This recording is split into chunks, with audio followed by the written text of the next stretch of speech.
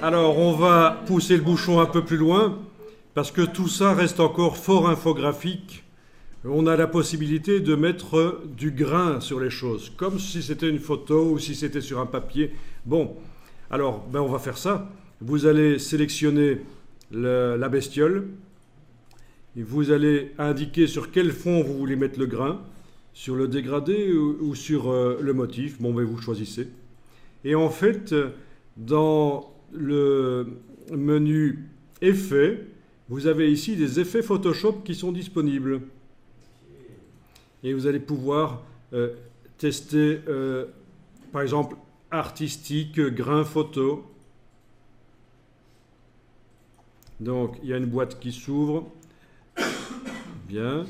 On paramètre ça avec les curseurs qui sont là. OK. Bon, c'est juste un exemple. OK. Et voilà, maintenant, j'ai du grain photo sur mon motif. Alors, attention, si vous voulez remodifier l'effet spécial que vous avez mis, il ne faut surtout pas retourner dans le menu Effets. Effets, et c'était artistique, grain photo, oui, c'est ça, voilà. D'abord, ici, je devrais préciser que je veux travailler sur le fond du motif à nouveau, hein, en sélectionnant l'objet lézard.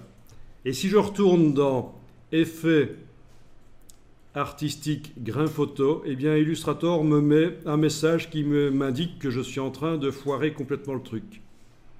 Attention, ceci appliquera à une autre instance de l'effet.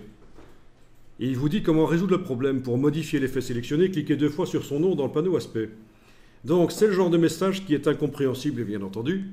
En clair, ça veut dire quoi? Ça veut dire qu'une fois que vous avez mis un effet spécial sur un objet, et particulièrement ici sur un fond, dans Illustrator, si vous voulez modifier le paramètre de cet effet, il faut sélectionner l'objet, sélectionner le fond en question et aller cliquer à l'intérieur là sur le nom de l'effet spécial.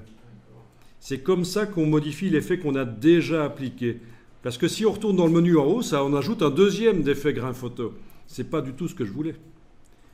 Donc là, je veux qu'il soit un peu plus cool. Sinon, il y a plein d'autres effets, hein. Vous pouvez tester. C'est particulier, tout ce qu'on sait faire avec ça.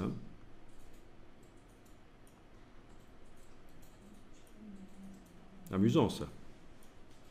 Bon, je vais quand même revenir à l'effet grain photo que j'ai diminué. Je clique sur OK. Et voilà, ça a fonctionné. On a du grain photo, mais moins fort que tout à l'heure.